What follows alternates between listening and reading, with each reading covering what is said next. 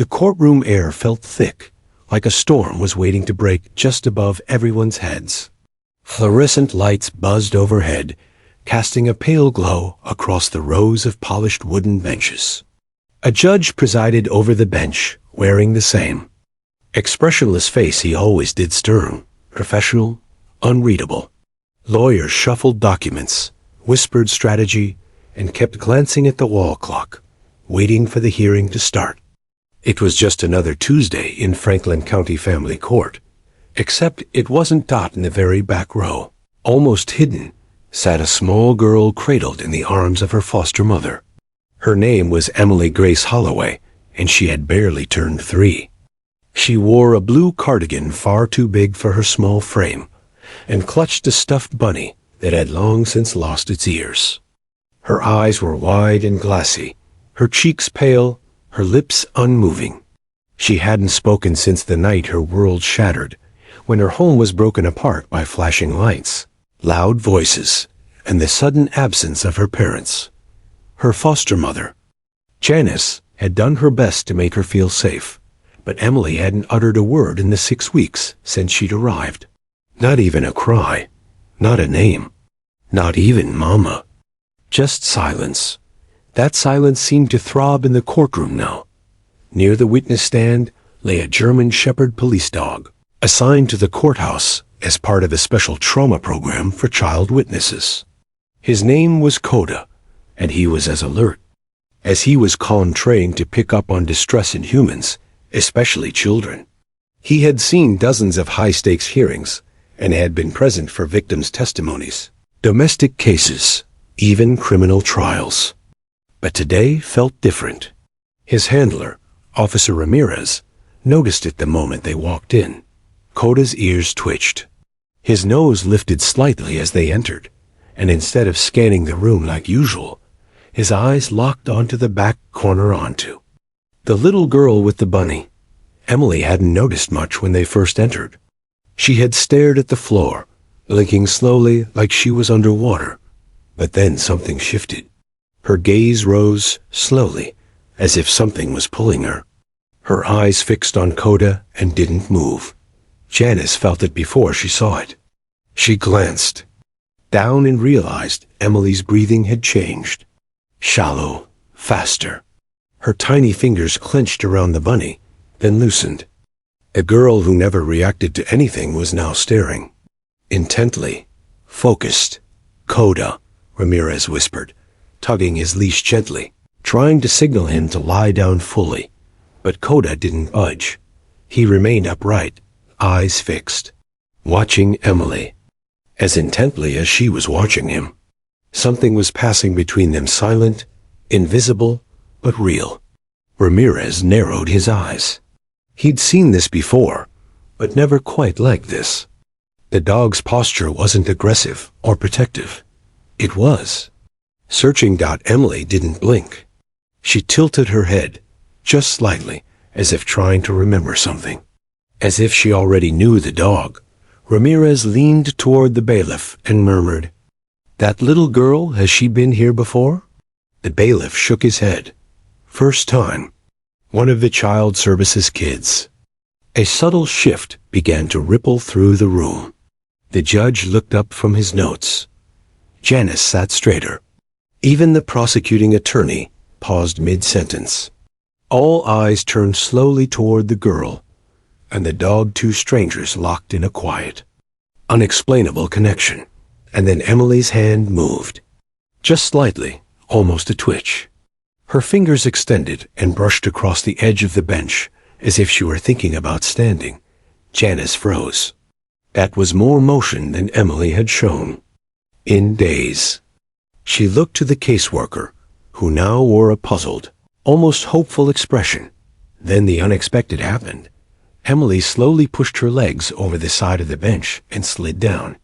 Her bunny dropped to the floor, forgotten. She didn't cry. She didn't speak.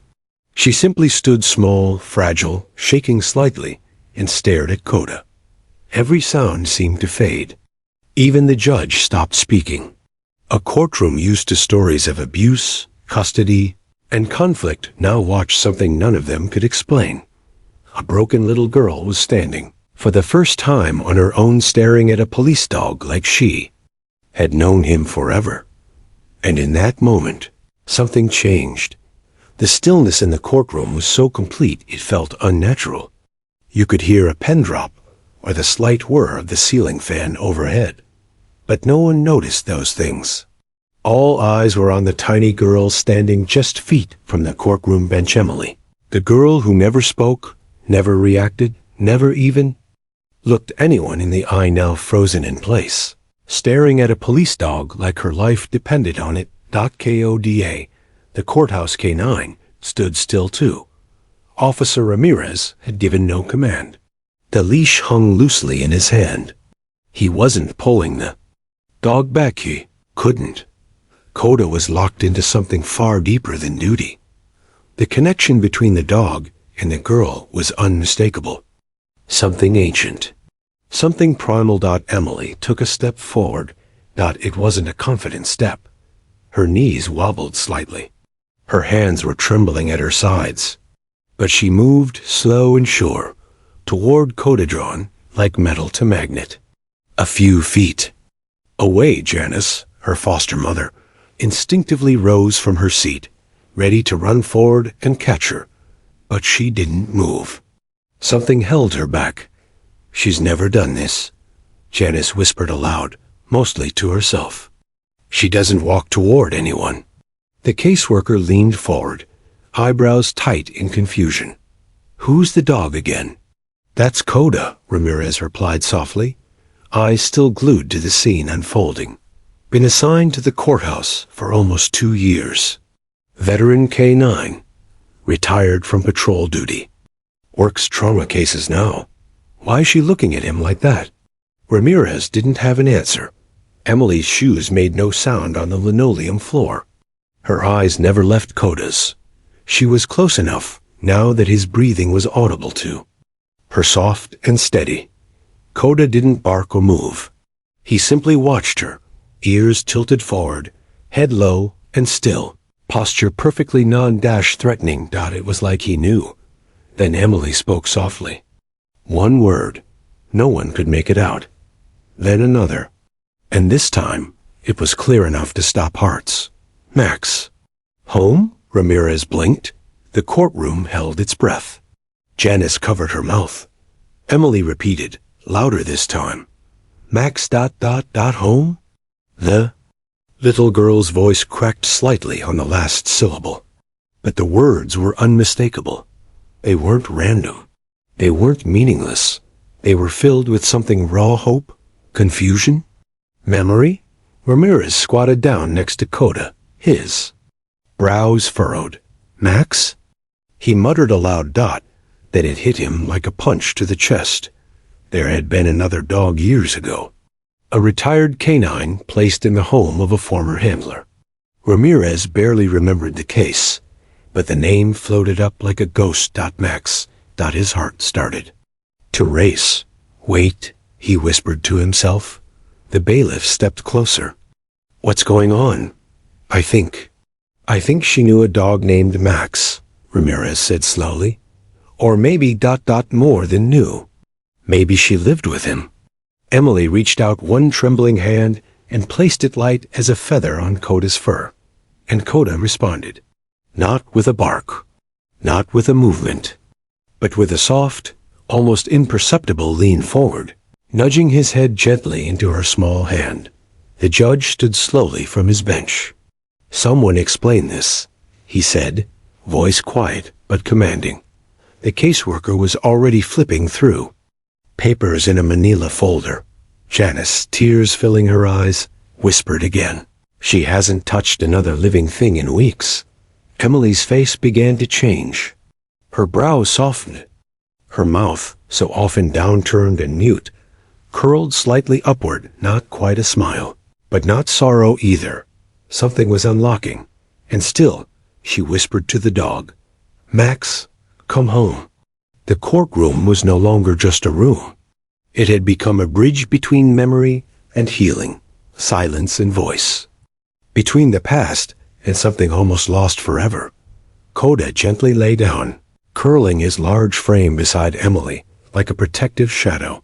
And in that moment, no one spoke, not because they were confused or stunned, but because they were witnessing something wholly not a child broken by tragedy, a dog shaped by duty, two souls, somehow, remembering each other through the fog of pain, and that was only the beginning.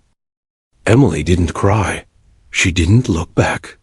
She simply stood beside Coda, her small fingers resting lightly on the thick fur of his neck, as if she'd done it 1,000 times before. No one in the courtroom dared interrupt. It was as though everyone collectively agreed this moment was sacred. Even the judge remained standing, arms folded, watching in disbelief. Coda leaned into the touch, eyes calm but focused. He didn't lick her, didn't nudge her, or shift. He just stayed there, still and silent, as if he understood that his presence alone was the medicine she needed.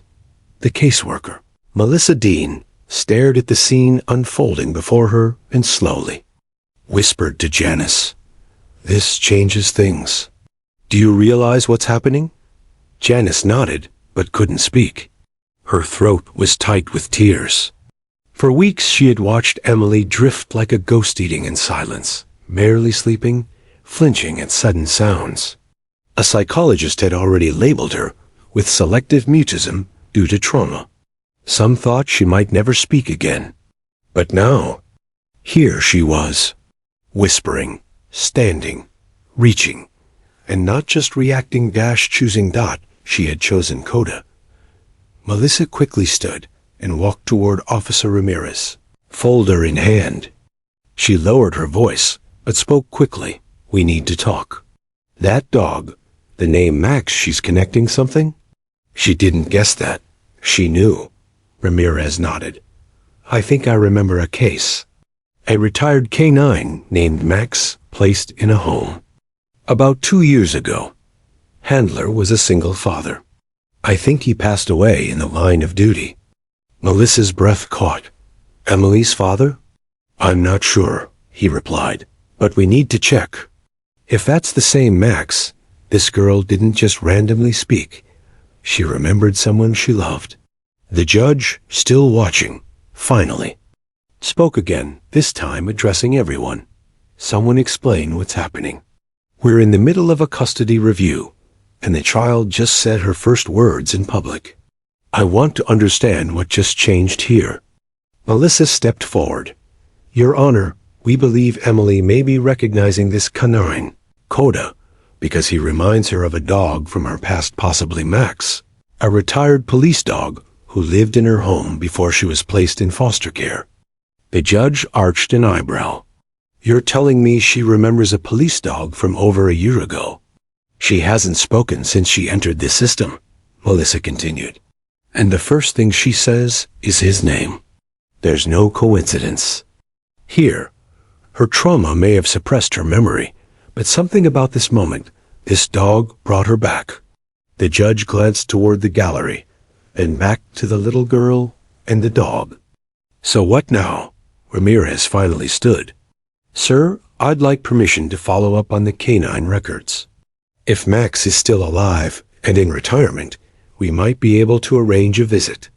If that connection is real, we may be looking at a way to help her heal." The judge was quiet for a moment, then nodded. "Do it."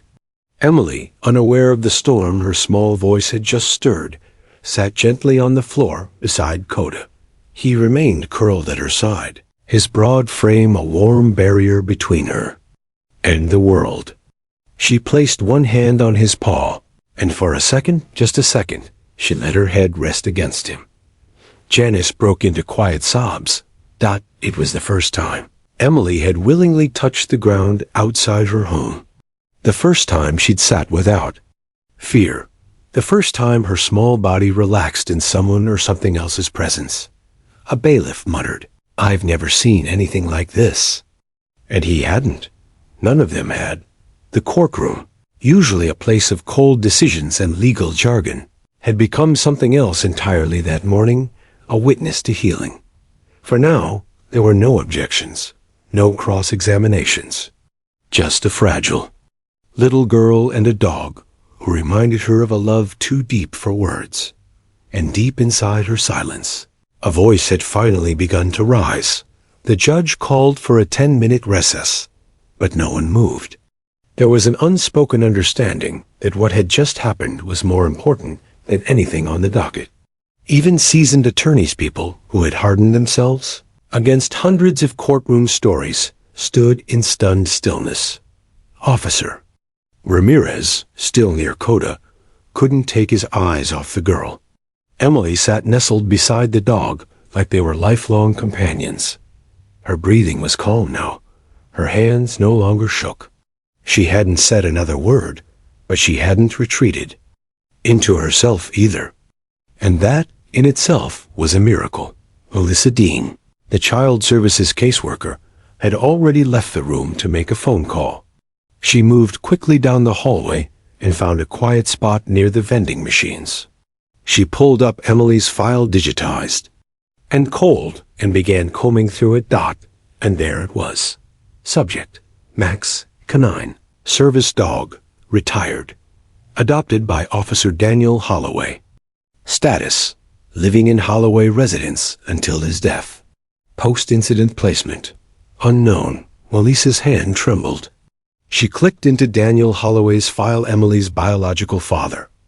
Officer: decorated, widowed early in life. Known for being gentle and loyal. Killed in the line of duty just months after adopting Max.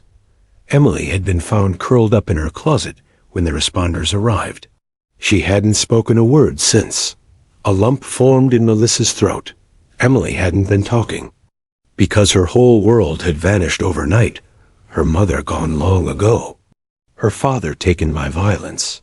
And the only living creature who offered her safety, Max, swept away with everything else. Back inside the courtroom, Janice watched as Emily gently leaned into Coda again. She still hadn't reclaimed her bunny, now lying forgotten beneath the bench. That was telling. The stuffed rabbit had been her shield for weeks, her only comfort. Now it was discarded like something no longer needed. She had something better now. Something real. Ramirez slowly squatted beside the girl. "Hey," he said gently, trying not to disturb the moment. Do you know Max?" Emily didn't look at him, but she nodded. Ramirez's heart clenched. "Was Max your dog?" Another pause. Then, barely above a whisper, "Yes." It wasn't just the word that shocked everyone. It was how she said it. Not with fear, not with pain, but with certainty. Like remembering the name of a friend after a long dream. Like turning on a light in a room she'd forgotten existed. "Do you want to see Max again?" he asked carefully. Emily's lips trembled. Her eyes didn't leave Coda, but her head nodded slowly. Janice stood, overcome. Oh my God. The judge had remained quiet through it all, listening more as a witness than an authority figure. Now he stepped forward, robe trailing lightly against the tile floor. His hearing was meant to determine long-term foster placement. He said softly, voice low but resonant. "But I believe we're looking at something much bigger here. This child has just broken a 6-week silence. And she didn't break it with therapy. She didn't break it through questioning. She broke it with memory." Melissa re-entered the courtroom, folder in hand. Her voice was steady, but full of emotion. "Your Honor, I've confirmed it. Max is real. He was the Holloway family dog, Emily's dog. After Officer Holloway died, Max was placed in a canine retirement facility. He's still alive. He's in Ohio. He's 10 years old." The judge looked at Ramirez. "Officer, can you arrange a visit?" "Yes, Your Honor," Ramirez said. "I'll handle it personally." Emily slowly turned toward the adults for the first time. She looked up at them, at the handler, at the judge, and then at Melissa, and simply said, "Max, come home?" Her voice was fragile. Not a demand, not even a question. It was a longing wrapped in 3 tiny words. The entire room fell silent. Again, not the uncomfortable kind. Not courtroom silence. It was the silence of hearts breaking open. It was the silence of hope being reborn. The ride to the K-9 retirement facility was arranged within 48 hours. It wasn't protocol. It wasn't part of any formal therapeutic program. But no one was asking questions anymore. Everyone involved, from the judge to the child. Services director knew this was something deeper than a legal matter. This was personal. Officer Ramirez volunteered to make the drive with Emily and Janice. Melissa Dean accompanied them, holding a folder filled with official forms and signatures, though she barely looked at it. Her eyes stayed mostly on Emily, watching the girl's small hands twitch nervously in her lap as the car rolled past endless trees and open fields. Emily hadn't spoken again since the hearing, but she didn't need to. Her body language spoke for her. She sat upright, alert, not withdrawn, not afraid. And every so often, she would whisper the same 3 words, as if testing the world's promise. Max, come home. The retirement facility was small, quiet, and fenced with wide-open yards for the dogs to roam. It didn't look anything like a shelter. It looked more like a countryside sanctuary. As they pulled in, Emily sat up straighter in her booster seat. Her eyes scanned the open field beyond the gate. Her mouth opened slightly. Melissa saw it. She knows, she whispered. The director of the facility met them at the entrance.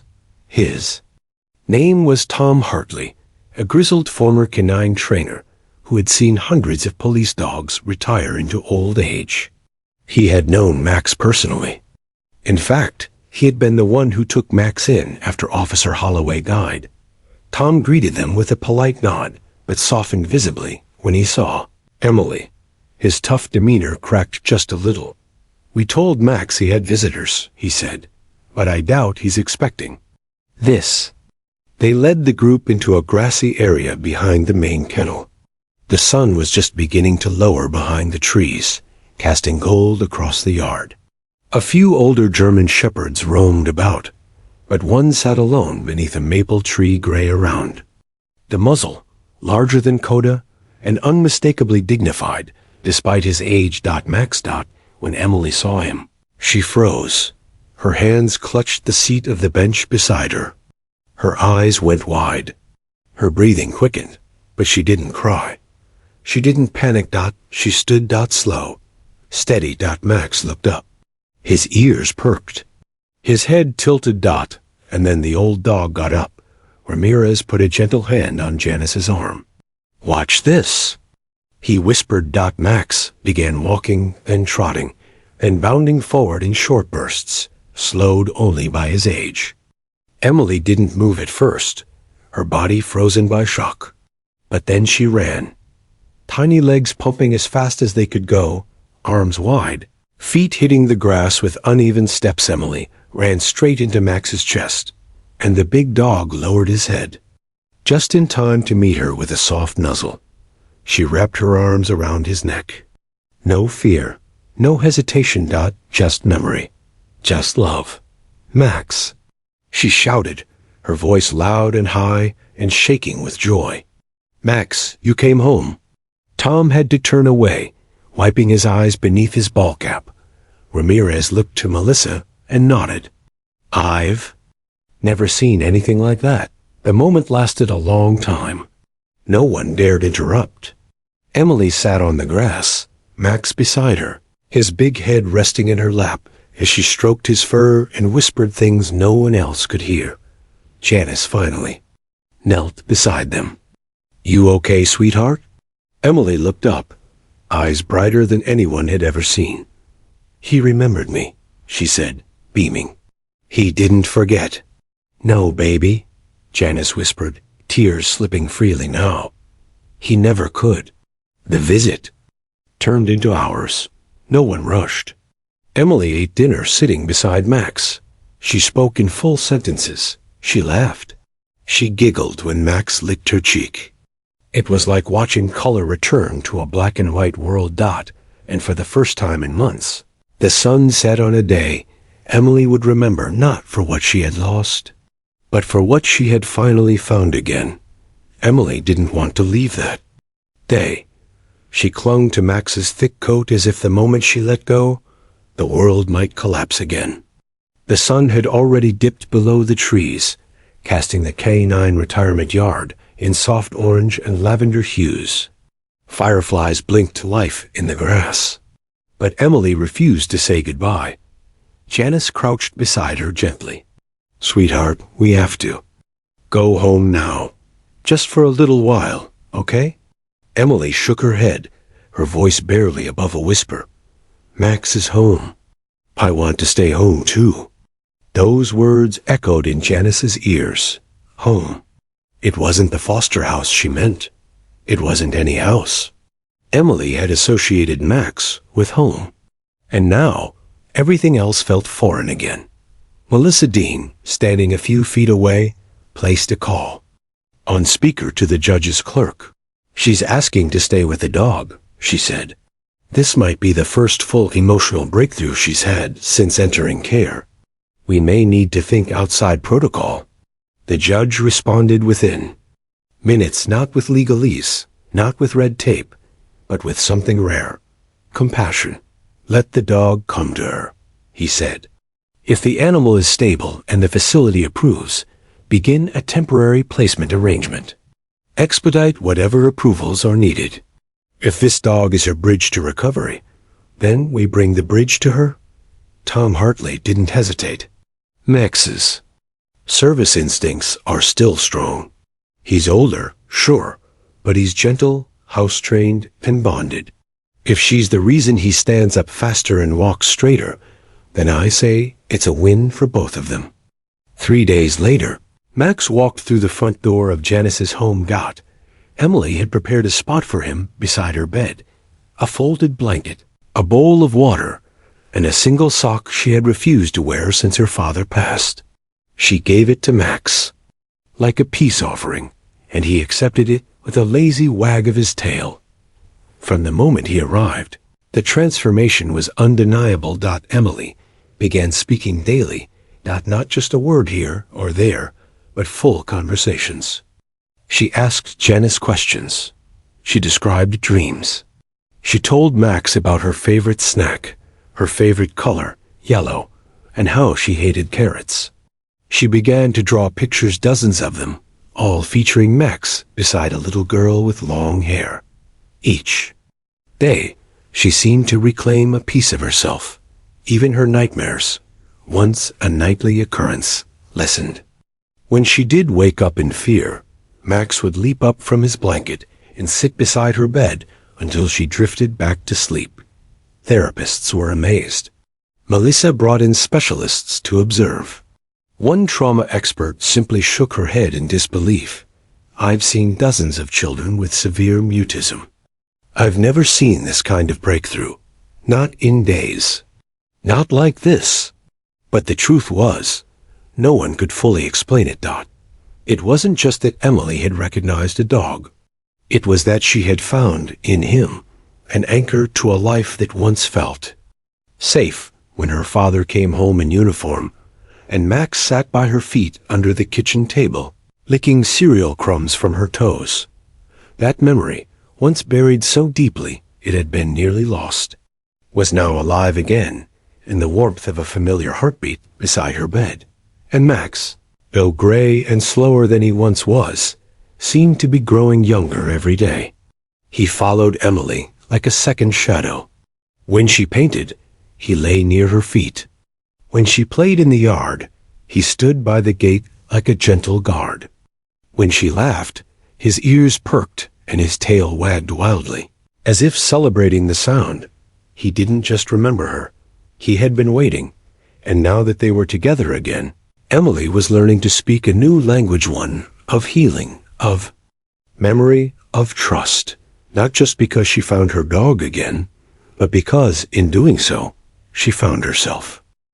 Wake up to barista quality coffee with the Brewmaster coffee maker. With a single touch, brew the perfect cup every morning, customized your taste.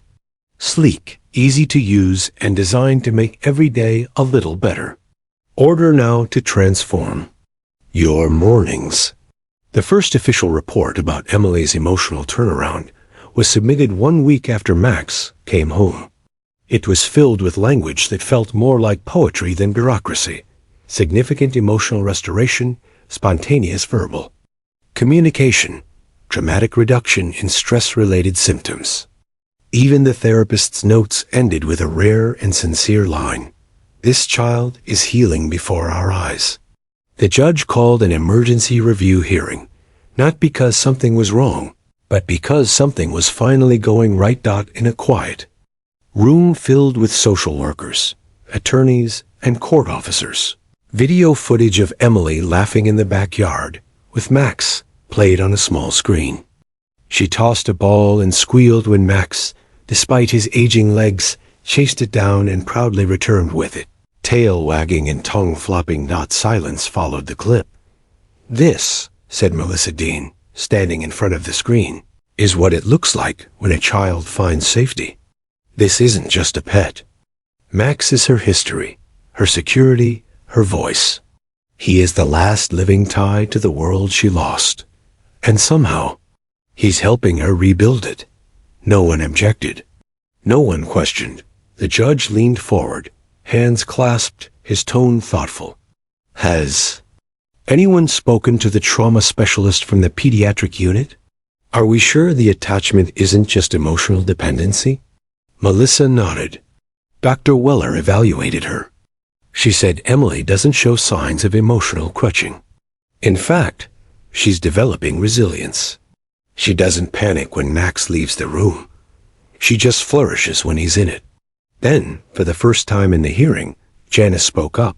"I've been fostering for 8 years, she said, emotion in her voice. "I've seen babies detox. I've watched 6-year-olds flinch at every hug, but I've never seen a child change like this. She talks, she eats, she sings, for gods, Saki, and she sleeps through the night because he's there." "Has she asked about her father?" the judge asked quietly. Janice nodded. "She asks a lot, sometimes in words, sometimes just by sitting next to Max and whispering stories. But it's not trauma anymore. It's grief, and she's processing it. She's remembering him, now, not just mourning." The courtroom felt different this time. It wasn't just legal professionals in their usual roles. It was a room full of people touched by something bigger than a case file. Ramirez stood as well. "Max is aging. He's got arthritis. He probably won't have more than a couple good years left. But he's alert. He's obedient. And he's still working, in a way just not on a leash. He's doing what he was trained to do. Protect, comfort, serve." The judge looked around the room. Any objections to formalizing a therapeutic companion designation for Max and allowing permanent placement in the Holloway case? There were none. "Then it's done," the judge said. "Let's make it official. Let Max go home." Later that day, Melissa drove to the foster house with the signed court order in hand. Emily was sitting on the porch, barefoot, holding a stick that she had fashioned into a microphone, singing quietly to Max, who dozed beside her. "Emily," Melissa said, crouching down with a smile, "I have something for you." Emily looked up. Her eyes, once dull and distant, sparkled now like they were lit from within. "What is it?" Melissa held up the paper. "This says Max is yours now. Forever. He doesn't have to leave. He's really, truly home." Emily didn't leap or shout. She didn't scream with joy. Instead, she walked calmly over to Max, knelt beside him, and rested her cheek against his fur. "You can stay forever now," she whispered, and Max, without opening his eyes, thumped his tail once against the porch floor. That sound soft, warm, certain meant more than 1,000 words. Because sometimes love doesn't scream. Sometimes it just stays. The seasons changed. Autumn leaves fell, and Max's pace grew slower. His movements were more careful, his naps a little longer. But his eyes remained bright, especially when Emily was near. In return, Emily bloomed like a flower pulled from a crack in concrete, small, delicate, but alive in ways no one had dared to hope for months ago. By November, she was talking like any 4-year-old, full of curiosity, wonder, and the occasional stubbornness. She asked about everything: why leaves changed color, why clouds moved, why Max didn't like broccoli. Her drawings evolved from stick figures into swirling colors and joyful chaos. But Max was always there in the middle, proudly, drawn larger than life. He had become her guardian not just in body, but in spirit. Therapists began scaling back. Reports described Emily as exceptionally responsive, emotionally present, and even socially curious. Words like delayed and muted were scratched out and replaced with engaged and bright. The progress was so profound, it drew attention from outside the county. A regional child trauma center requested to observe Emily's case for study. The judge gave his blessing, but only under strict privacy and with one condition: "You're not studying the trauma," he told them. "You're studying the miracle." And it truly was a miracle. One afternoon, during a school readiness evaluation, Emily sat at a small table in a preschool classroom. Across from her sat a specialist with flashcards, but Emily was barely paying attention. Her eyes kept drifting to the window. "Is something bothering you, Emily?" the evaluator asked kindly. Emily shook her head. "I'm listening." "To what?" she smiled. "Max is outside. I can hear his feet." The evaluator peeked through the window. Sure enough, Max sat patiently just outside, lying on the grass, eyes fixed on the door. He never barked. He never whined. He just waited. "Do you need him here to do this?" the woman asked. Emily turned back to the table, eyes focused. "No," she said, "but I do better when I know he's close." That one sentence made it into every report that followed. In December, a small ceremony was held in the courthouse. Max was given an honorary plaque: Therapeutic Companion, Civil Service Recognition, Max Holloway. He was presented a ribbon and a basket of treats, which he accepted with quiet dignity. But it was Emily's speech that stole every heart in the room. Standing on a step stool behind the podium, her legs swinging slightly, she clutched a crumpled piece of paper and read, with soft determination, "Max is my friend. He saved my voice. He helps me sleep. He doesn't run away. He listens when I talk, even if I'm sad or mad. He's not just a dog. He's part of my heart. Thank you for letting him come home." There wasn't a dry eye in the courtroom.